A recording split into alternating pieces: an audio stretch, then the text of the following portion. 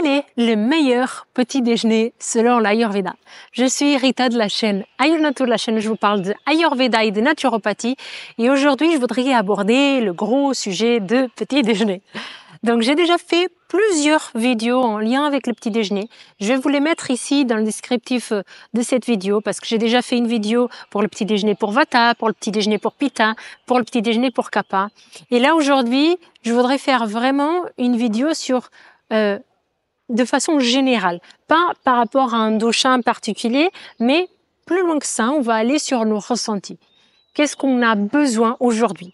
Parce que on n'est pas des doshas, on est des personnes, avant tout.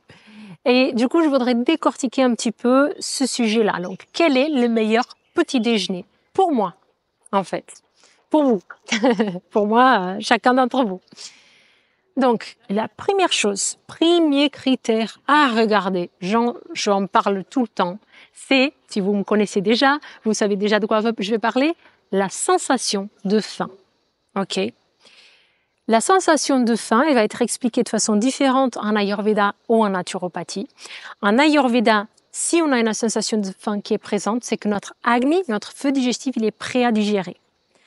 En naturopathie, c'est que les enzymes digestifs, elles sont opérationnelles, elles vont pouvoir dégrader le bol alimentaire qui va se former. La digestion, elle commence à partir du moment auquel on pense à un aliment. Il y a une digestion qui est déjà, elle commence. Mais pour que la digestion elle soit optimale, il faut avoir une capacité digestive optimale. Donc, il faut avoir faim. Ok? Si on n'a pas ces enzymes digestifs qui sont au point, qui sont prêtes à digérer, on n'a pas la sensation de faim. Donc, c'est une communication entre, si vous voulez, le courant en naturopathie, c'est une communication entre vos intestins, les informations qui sont au niveau des intestins, va envoyer une information au niveau du cerveau pour dire la sensation de faim, elle est présente, tu peux manger. Donc, si tu n'as pas la sensation de faim, ne mange pas. Parce que si tu n'as pas faim et que tu manges, qu'est-ce qui va se passer? L'aliment, il va être consommé. S'il est consommé dans les règles de l'art, on va bien mâcher. Donc, il y a l'amylase salivaire qui va commencer à dégrader l'aliment déjà au niveau de la bouche. Il y a 40% de l'amidon qui va être digéré au niveau de la bouche. Si on mâche pas, si l'aliment il passe pas assez de temps en bouche, c'est raté. Après, du coup, ça va passer au niveau de l'ésophage, de l'estomac, des intestins.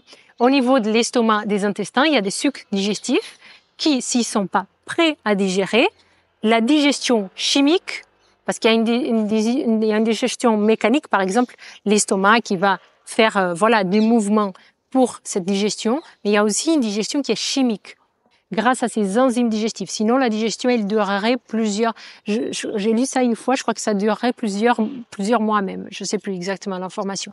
Mais les enzymes digestives, elles sont là pour faciliter, pour que cette digestion puisse avoir lieu, pour que le produit qu'on a mangé, il puisse être dégradé et ensuite absorbé par le corps. S'il n'a pas faim, tout ça, ça se produit pas. Si ça se produit pas, ce qu'on n'a pas mangé, on n'a pas digéré, on va l'accumuler, ça va créer des maladies. Ok? Donc, première chose, faim. Deuxième chose, j'ai faim. De quoi ai-je besoin réellement? Est-ce que je vais avoir besoin, par exemple, de fruits? Le fruit, il va vous apporter une certaine légèreté si vous mangez que du fruit. Il va être rapide à digérer. Il va vous apporter le côté sucré. Si vous avez une tendance à avoir un certain déséquilibre au niveau de votre indice glycémique, par exemple, on a un pic d'énergie après manger et après on est plombé après avoir mangé un petit déjeuner sucré, c'est qu'il y a eu un pic justement dans cet indice glycémique et après on a chuté et donc on a perdu d'énergie. Donc à ce moment-là, c'est parce que ce petit déjeuner riche en fruits, au coup avec du fruit, il est inadapté à vous. Si vous mangez ce petit déjeuner avec des fruits et que 1 heure après manger, vous avez faim à nouveau, c'est que ce petit déjeuner, il était inadapté pour vous parce qu'il n'était pas assez consistant.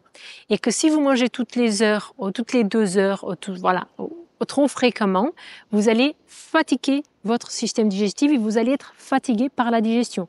Parce que la digestion, c'est une activité qui fatigue énormément le corps. ok? Il y a tout le corps qui travaille pour que la digestion puisse avoir lieu. Donc, on n'a pas intérêt à digérer non-stop dans notre journée parce qu'on a envie aussi de l'avoir énergie pour faire d'autres choses.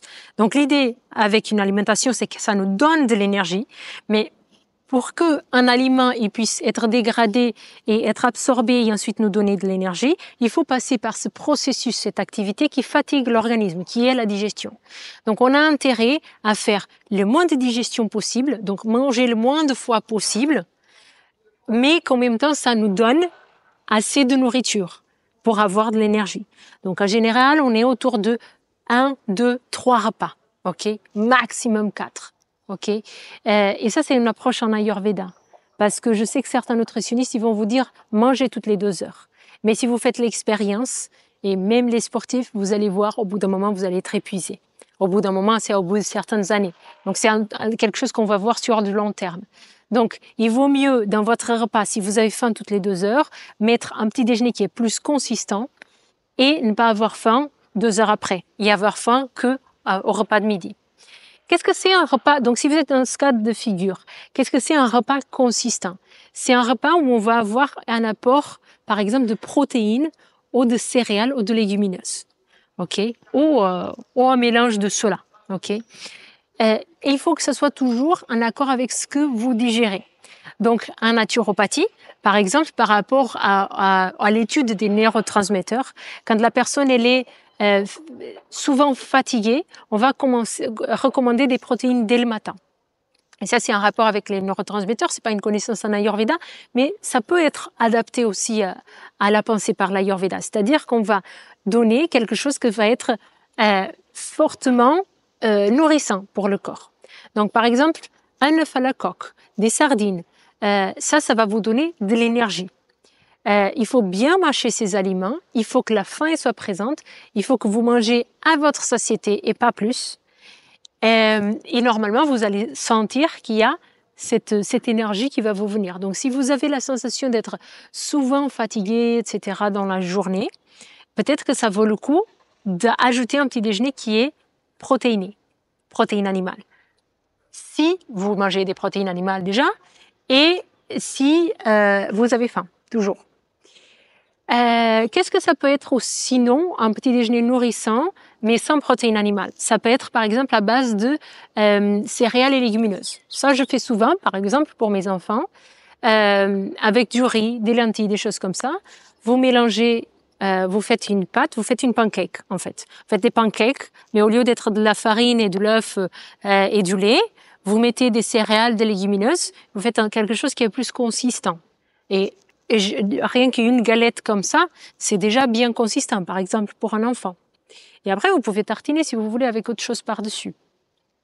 Mais l'idée, voilà, c'est d'avoir des choses qui sont consistantes. Ce que je vais pas forcément recommander, ça va être le pain blanc avec la confiture, les petits déjeuners un peu traditionnels, on va dire, en France, parce que ça apporte ni du côté nutrition, en fait, ça va pas vraiment vous nourrir votre corps, et à la fin, ça va pas tenir sur le long terme non plus. Donc, savoir qu'est-ce qu'il vous faut à vous va dépendre. Donc déjà, vous avez faim. Si vous n'avez pas faim, sautez le petit déjeuner. Ok. Il vaut mieux manger un plat bien nourrissant à midi, avec tout, avec un mélange de tout, pour bien vous caler, et ne pas manger quand vous n'avez pas faim. Si vous avez faim, mangez. Observez les différents types de petits déjeuners que vous faites. Combien de temps ça vous dure? Si vous avez faim 2 heures après, c'est qu'il n'était pas assez consistant. Donc voilà, c'est une petite vidéo avec des idées pour que vous puissiez vous adapter. C'est pas un truc standard de alimentation pour Vata, pour Pitta, pour Kapha. J'ai déjà fait des vidéos comme ça. Je vous mettrai dans le descriptif de cette vidéo pour que vous puissiez vous y référer aussi et avoir des idées de qu'est-ce qu'on peut mettre aussi. Une autre chose de comment on va choisir le petit déjeuner pour soi, c'est regardez vos sels. Regardez vos sels, ça c'est super important. C'est-à-dire que, par exemple, les porridge à l'avoine, que je recommande par exemple pour les personnes type Vata. Si vous êtes de type Vata et que vous avez maintenant les sels plutôt liquides, moins moulés, donc des sels de type Vata augmenté, l'avoine, le porridge d'avoine, il va pas être bon pour vous. Porridge d'avoine avec des raisins secs, avec des des pruneaux trempés, etc. Donc ça va être pas de bon parce que ça va encore rajouter des fibres et ça va rendre vos selles encore plus déchiquetées au long moulé. Donc référez-vous à vos selles aussi. Si vous êtes plus constipé, il faut ajouter du fruit, de l'hydratation. Si vous avez les selles plus molles, peut-être rajouter plus de fibres dans votre petit déjeuner aussi. Ok. Et après, vous pouvez regarder en effet les autres vidéos que j'ai fait pour Vata, Pitta et Kapha, qui sont des vidéos types. Parce que normalement, quand on a une aggravation de type Vata, on va avoir des selles d'un certain type, c'est-à-dire des selles qui sont sèches, des petites crottes de lapin, etc.